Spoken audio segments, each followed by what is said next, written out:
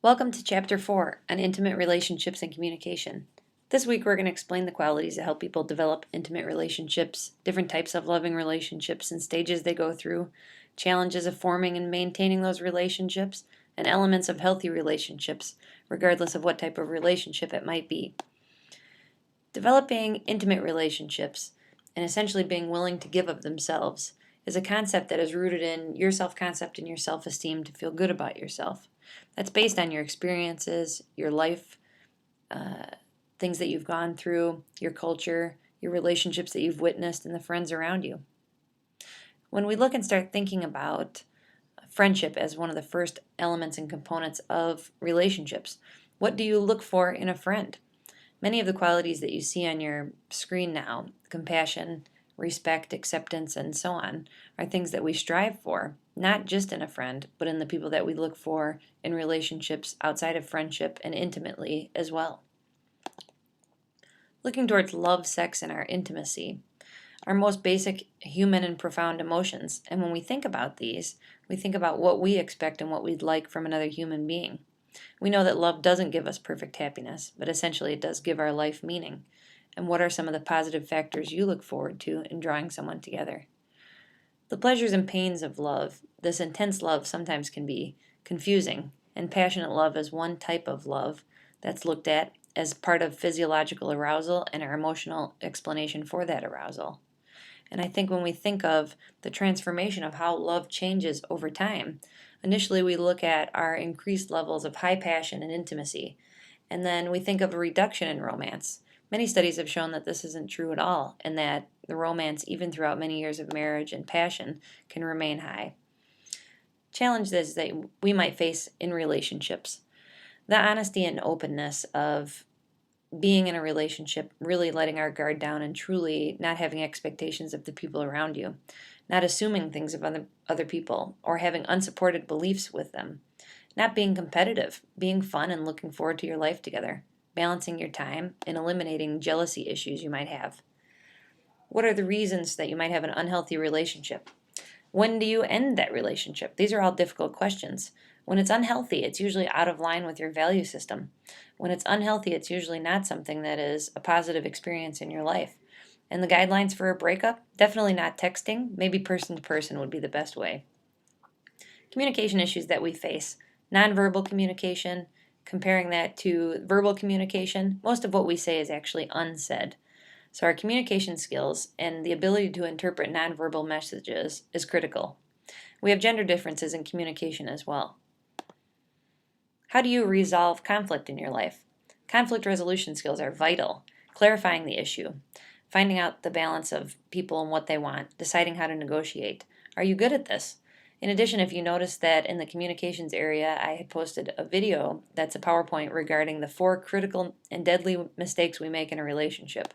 And I think those are really good to go along with this section. To be paired or to be single. Pairing is such a funny word, but choosing to have a partner is a choice that you might make or a choice that you don't have to make. There's no judgment upon anyone who decides that they don't want to have a partner in their life. But if you want to have a partner and you want to have someone accept you, communicate with you, and decide what you have in common and what you like in life, then it's worth your effort.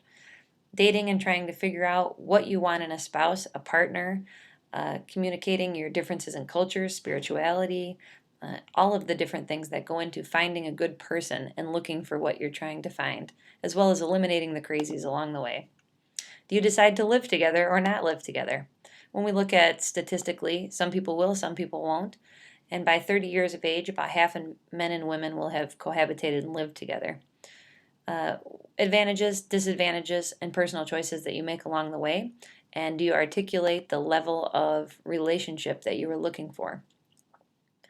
Same-sex relationships, gay and lesbian relationships. How do those differ in relation to heterosexual relationships? I think they differ in the same sense that we differ in heterosexual or homosexual relationships in each person's gender identity is not outlined by what culture has decided. It's outlined by the personality of the human being behind the partnership. To be single, and we look at this diverse group of being single, what are factors that contribute to these growing numbers? Sometimes people will argue that education plays a factor in this, as well as deciding on the advantages and disadvantages of being single. Do you decide to be married? At what point in your relationship do you decide this? I hope you definitely choose not to use a calendar, but to use the things that you want about your relationship to be at forefront of the relationship. Instead of looking forward to and just planning for the marriage, look forward to and plan for the marriage after the wedding. Separation and divorce. Many of you have experienced this loss. It's the third on the things that we look at as the most stressful in our life that someone can go through. And about half of marriages will go through divorce. Many of you have seen your parents go through divorce. And it's a very stress-producing, anxiety-producing event. How do you recover from that divorce? And when we think about family life, of what we know and what we want for ourselves as a successful family. Did you come from what you would consider a successful family? Is your family continually a work in progress? I often like to joke that my family puts the fun in dysfunctional. You may come from that kind of history, or you may have had a much more difficult or enjoyable experience. Either way, you've learned a lot from your parents. The parenting styles maybe that they had chosen as parents for you might not be what you've chosen for parenting styles for yourself. In the book, as you review these different parenting styles, it might change based on the temperament of the children you have, as well as based on the personality that you have and what you want out of your life and out of your expectance for children. Parenting in your family's life cycle and providing a balance of limits and structure, as well as kind of a great warm place for your family to fall, is your home.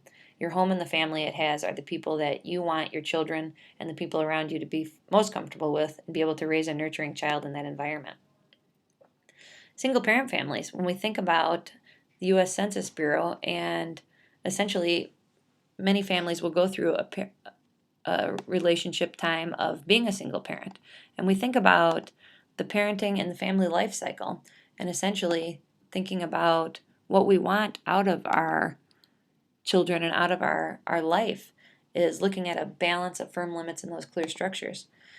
Many people will live with only one parent. Maybe you've grown up in a family that only had one parent and the other parent was absent or literally in communication with you. Does that mean that it's impossible for you to be able to develop in the way that you'd like to be able to develop as a parent? Absolutely not. It means that you've got one great parent to learn from, and the difficulties of experienced as a single parent you've been privy to. How do you balance life and singleness or single parenthood? These are all difficult questions. And when we think about how we react and relate to being able to keep our sanity as well as be able to balance relationships, jobs, careers, and those of the people around us, it's difficult. Step families or blended families. Many of you come from step families or blended families, and think about how your family might have handled this. Would you have done things differently? More of a history that they have more of a family unit. And when we think about expecting to not duplicate the emotions and relationships of an intact family, but blending them together, it's a very arduous topic.